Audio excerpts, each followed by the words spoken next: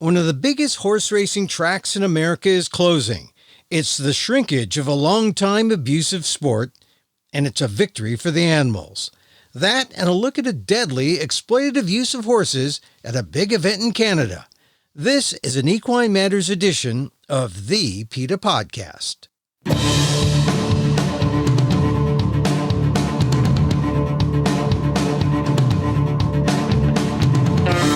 Welcome to the PETA Podcast. I'm Emil, Guillermo, your host for this inside look at animal rights, brought to you by PETA, the largest animal rights organization in the world. On today's episode, Equine Matters. That's a special department at PETA looking out for the welfare of horses. Today we talk about a so-called fun event in Canada with horses that has resulted in horse deaths through the years. Why does it continue? But we begin in Northern California, where the Stronach Group, one of the biggest names in horse racing, has decided to close Golden Gate Fields, the premier racetrack in the San Francisco Bay Area. The idea is to consolidate Stronach resources currently in Northern California with Stronach's presence in Southern California at Santa Anita. I asked Kathy Guillermo, PETA Senior VP and Head of Equine Matters, to give us the animal rights perspective on the closure of big-time racing in Northern California on the PETA Podcast. It was a surprise to me, and I think it was a surprise to everybody. Although upon reflection, when we look at the number of horses in California and the number of racing days, in some ways, it should not really have been a surprise at all, because there aren't really enough horses for all the tracks and all the race days that are scheduled. So it didn't really come out of the blue in some ways, although it may feel like that. Why do you think the Stronach Group did it? Why do you think they closed down Golden Gate Fields? Well, there's a lot of speculation about that. And I'm among the speculators. I think that what I believe is based on fact. So naturally, I think I'm right. But there are three main thoroughbred tracks in California, or were: Golden Gate Fields, Santa Anita, and Del Mar. But since 2019, when there was the huge number of horses who died, and it caused such a scandal internationally, and the Stronach Group and the California Horse Racing Board, with some urging by PETA and our tens of thousands of supporters in California, enacted a lot of new regulations to try to protect the horses. And part of that involved making sure, or trying to make sure, that injured horses are not raced. Horses who shouldn't be on the track because they have some vulnerability that could mean that they could fracture a leg or suffer catastrophic injury and death. When you actually take these horses and you try to keep the injured and unhealthy ones off the track, that's a lot of horses kept off the track. So we saw a decrease in the number of racing days, in the number of races, in the number of horses in each race. We know also there's a shortage of veterinarians in California, a shortage of jockeys. So it makes sense to me that the Stronach Group decided to consolidate Golden Gate Fields and Santa Anita. In other words, some of those trainers and owners would move some of those horses to Southern California, and they would have more horses at that track. Now, this is sad for people who like horse racing in Northern California, but actually it's good for the horses, probably. There's no question. The horse racing industry has suffered one scandal after another, not least the ones this year around the Triple Crown races and the huge number of deaths at Churchill Downs, followed with a death at Pimlico, and finally at Belmont Park for all the Triple Crown races. And the fewer horses who race, the fewer horses who are going to be injured and die. So for animal rights activists, this was a very happy day. For people who love horse racing, perhaps not so much, but I think it is inevitable across the country. We're going to see small tracks close. And we have seen that, in fact, already, and it's going to continue to happen. So what we're seeing is a shrinkage of the horse race industry in California when one of its maybe two or three, if you count San Diego and LA. Southern California could be all one, but then there's Northern California. And if you eliminate the major track in Northern California, you've really shrunk horse racing in the great state of California. That's correct. And one thing that separates California from so many other horse racing states, or states where racing is allowed, and I believe that's about 39 states right now that have horse racing tracks, California does not get subsidies from the state. And many other states do subsidize horse racing. People who follow our work in this area know that we have been fighting against the subsidies in New York State. And what this really means, these subsidies, it's money from a different kind of gambling, from slot machines or from video lottery terminals, that a portion of is being given to horse racing. And I bring this up because in many states, that's the only reason there is still horse racing. Without subsidies, we would have seen this industry go by the wayside in most states long before what we're seeing now in California. So in some ways, when you see a consolidation of racing and the shutdown of Northern California, the major Northern California track, what you're really seeing is a kind of natural death because of the way the business is, and maybe because of the more stringent rules that have been put in place? Yes, I think that's very much the case, and better the death of a track than the deaths of dozens of horses. And I think we're seeing exactly that, what you're saying and what I've just been saying, that when the standards are higher and when you have a public, frankly, that's not very much interested in horse racing anymore, shrinkage is inevitable. And so there's a lot of people who are sad because Golden Gate Fields has, a rich history in the Bay Area, horse racing in the Bay Area, from Bay Meadows and Tanforan, which were on the west side of the bay and on the peninsula in San Mateo County. Those were the two big tracks in the 30s and 40s and 50s, and they're gone. Bay Meadows, Tanforan. Golden Gate Fields was like just holding on, and for a while, I guess the last 40 years, they were kind of the jewel of Northern California. Do you have any sympathy for, because a lot of people are raising things like, well, what about the people who, are part of the industry here? What's going to happen to them? How about the future of this whole space in, just near Berkeley and Albany in the East Bay of Northern California? I have zero sympathy, and I wouldn't call it a rich history. I'd call it a bloody history, full of dead, battered, broken, abused horses. And I'm just calling it like it is. I've seen racing from all different angles in dozens of different states. And the one thing that every single racetrack has in common is horses who break bones and die on the racetrack. So I don't think we can hold this out as some important, rich history where animals, basically these horses, were treated like the tools to enrich somebody or to give a reason for somebody to put down a $2 bet. It's very hard for me to see that. Now, having said that, I will add that it's the racing industry's own fault that it's in decline, because it has refused to deal adequately with the problems of these broken bones, of the deaths of the horses who are living 23 hours a day in a stall, who are over medicated, who at the end of their careers, when they might be only 3 or 4 years old, can go to auction and be sold to slaughter. Not in California, but in other racing states, that is the case. So the racing industry has no one to blame but itself. And if it wants to tout its rich, so-called rich history, well, then it should pay attention to what brought this demise about. Of course, anybody's going to be sympathetic with employees who lose their jobs, but the Stronach Group has said that they're going to work out a transition plan.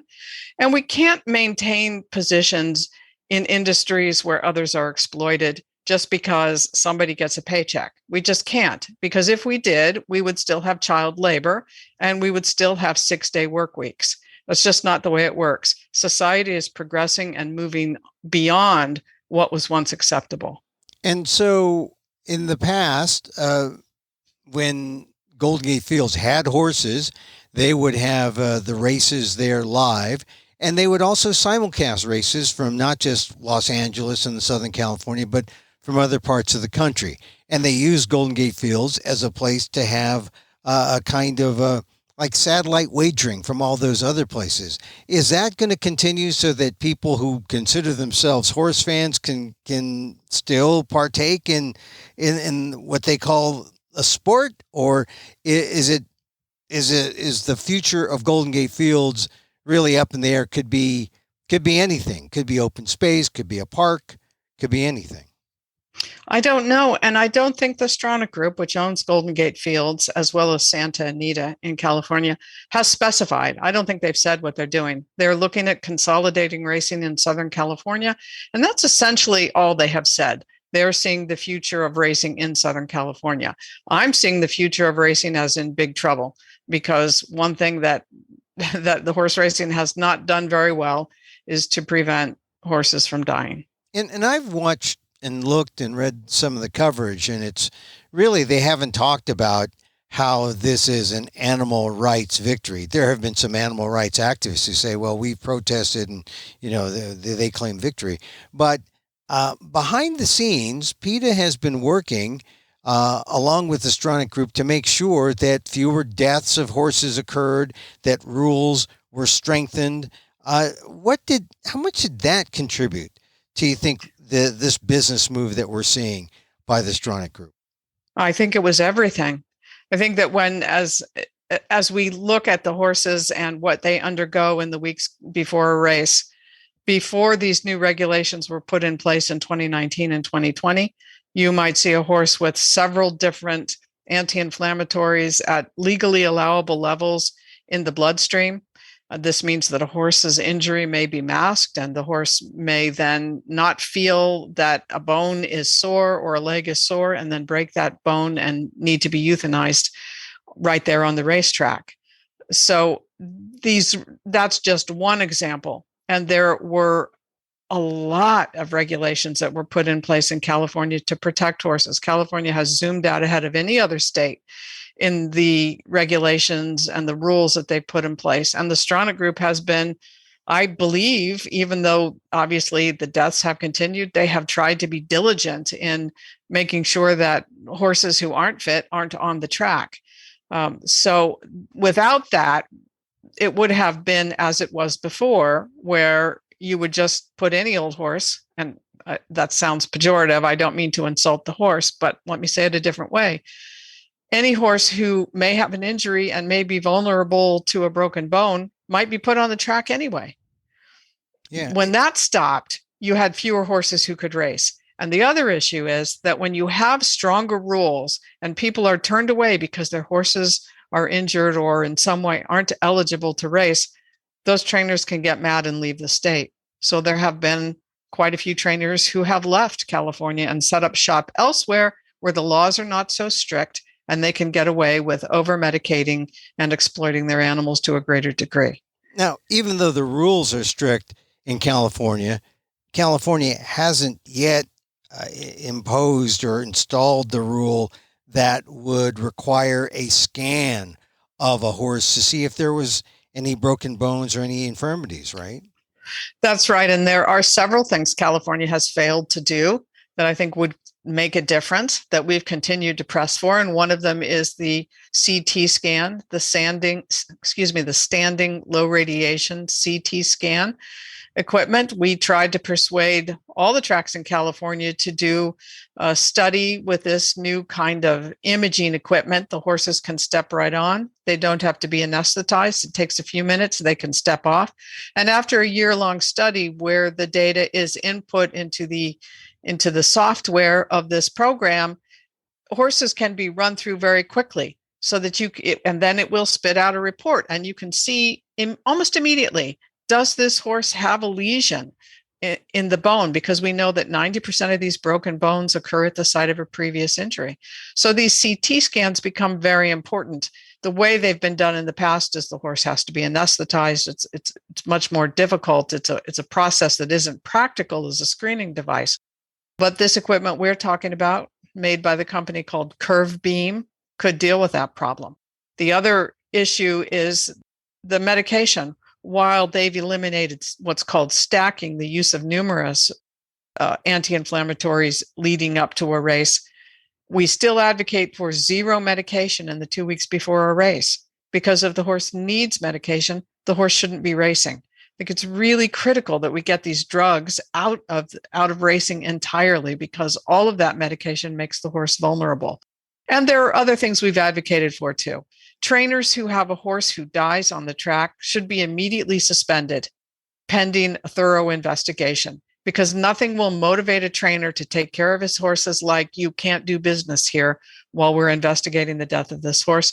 And we've advocated also for a central pharmacy on the tracks, so that all the veterinarians who come in to treat the horses can't bring their own medication in. They have to buy it at the track, and there is a central record so that the tracks would know who's getting what and would be able to determine whether horses have injuries. Those are just some of the things that weren't put in place that I think could have made a huge difference. Yeah, and even if those big things that you mentioned weren't put into place, you still had a sense of, well, you still had breakdowns, horse breakdowns, but you still had the sense that, boy, there's not enough horses here. They had to shut down Golden Gate Fields and consolidate. Just imagine if they had put on the most stringent rules, the shrinkage would be quicker and maybe even more devastating to the industry itself. Initially, perhaps that would have been the case. What is shocking to me is that you have an industry that is in an existential crisis. Horse racing is likely not to survive for very many more years in the United States, and they've basically done it to themselves. They can blame PETA, and they can blame the dozens and dozens of local activists in California who turn out every week during the racing seasons to protest the cruelties. They can blame all of those people, but it's really their own fault. They have refused year after year to deal adequately with these problems.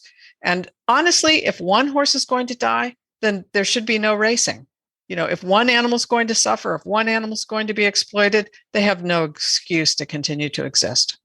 So horse racing at Golden Gate Fields, gone by when now? When's the final date?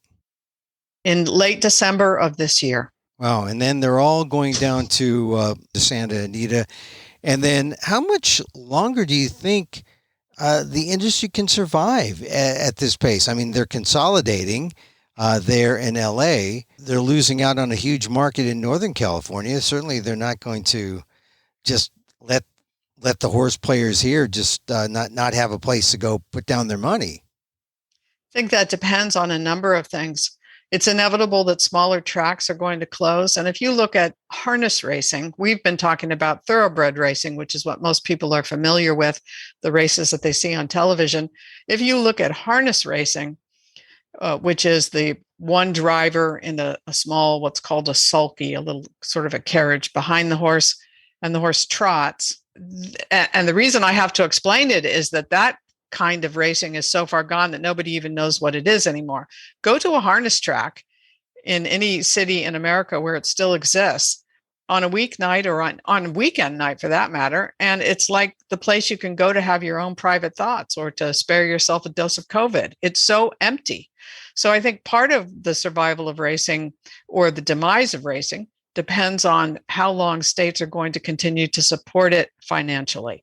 And I'm sure there are going to be more and more people who are going to object to money that should be going to education, like most gambling money, instead going to prop up an industry that refuses to take seriously the health and well-being of their horses.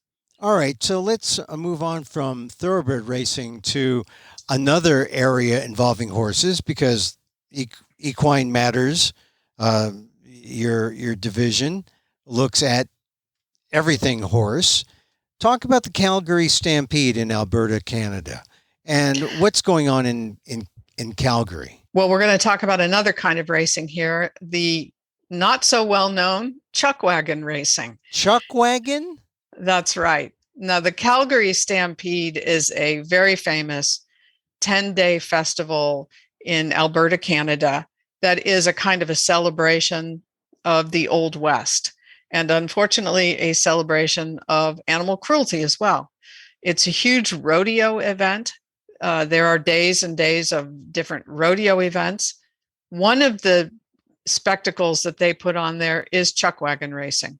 And it is supposed to, I'm sorry, I can hardly say this without laughing because it seems so silly, but Canadians listening to this will be upset if I laugh at it, but it is supposed to simulate the end of the drive of the cattle to market when the cook who's driving the chuck wagon can't wait to get home, so he makes his horses go at a quick pace to get home. Somehow, these different sets of 4 horses pulling a very small simulation of a chuck wagon around a track is supposed to simulate that. Remember too, or understand too, that the chuck wagon, the covering on the back of the wagon is an advertising space. So not exactly Old West. The problem with these races is that you've got these teams of horses going at breakneck speed around this track, and horses get injured and horses die. And since they've begun the chuck wagon racing, at least 70 horses have died. In 2019, 6 horses died in the chuck wagon races. This year, 1 has died. Last year, 1 has died. In the pandemic, there were no races. There was no Stampede, Calgary Stampede at that point. So the horses got a break in those couple of years. But it's one of these very odd, very insular uses of animals that continues simply because it's gone on for 100 years. And there are a lot of things that have gone on for 100 years that harm other sentient beings that just need to end. A chuck wagon is like, it's like they're pulling something. It's like a chariot race or something. Right. And if that brings to mind an old Western movie or an old West TV show, get that idea right out of your head, because this is a streamlined little thing. It's not anything that you could put food on as you took your 6-week journey across Wyoming, Montana, Alberta, wherever it is that you're going. This is just a simulation of an event that probably didn't actually really occur. I think the point about the Calgary Stampede and about the chuck wagon races is that this is another event whose time is past. You know, this was something people did many years ago. It doesn't have to continue just because a few people enjoy doing it. It's not something that horses should be forced to risk their lives for. And it's happening right now in July. That's right, the 2023. And if people go to PETA.org, there's a way to take action, to call on the Canadian government to shut down the chuck wagon races and the other exploitative events at the Calgary Stampede. Another horse died in a rodeo event, came out for the event, flipped over backwards, and died. So when horses are out here breaking limbs, and when they're not breaking limbs and being euthanized, they're being exploited in other ways. So like rodeo in the United States, this is certainly not something that most people want to support anymore.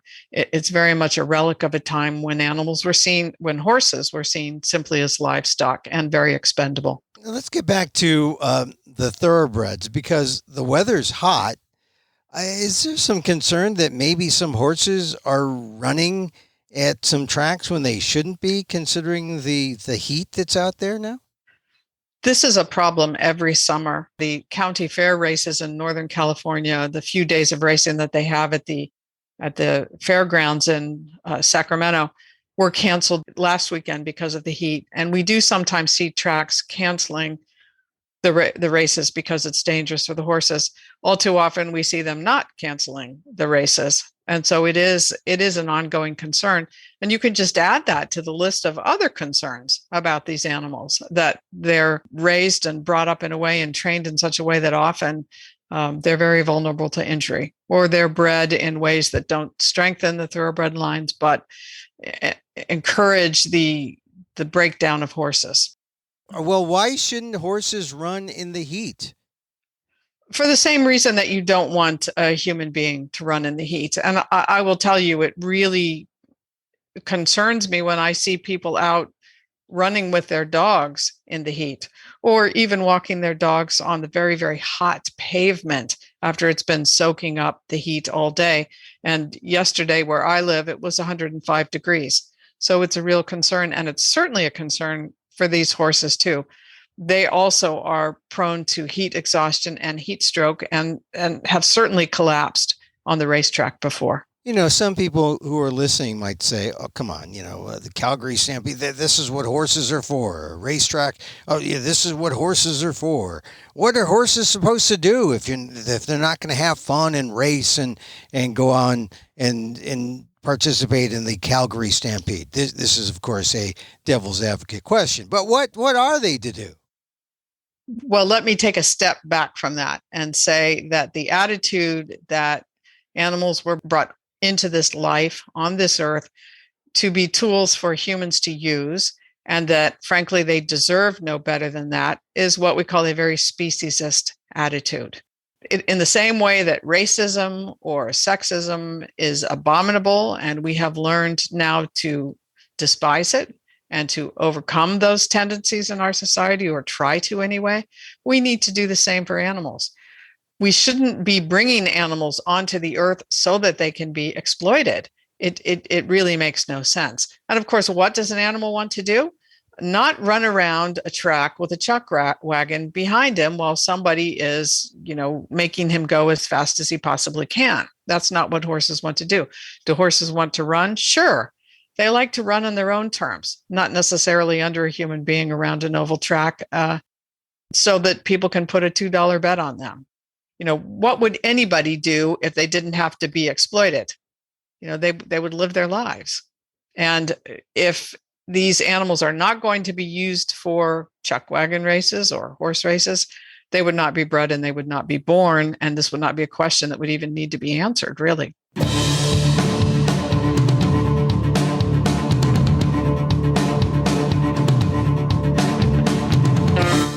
Kathy Guillermo is Senior VP of PETA's Laboratory Investigations Department and head of PETA's Equine Matters Group. Go to PETA.org to find out what you can do to end the exploitation at the Calgary Stampede.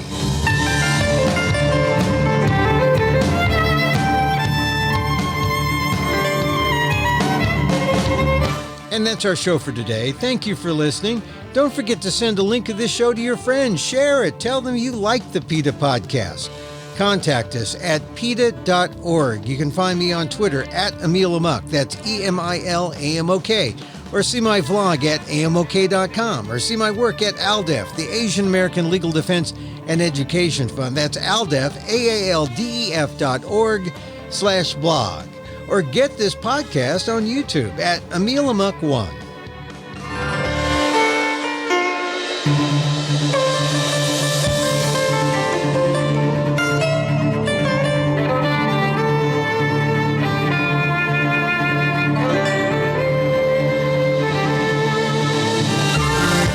Once again, thank you for listening. Check out all our episodes on your favorite podcast app or on Apple Podcasts, where you can subscribe to, as well as rate and review the show.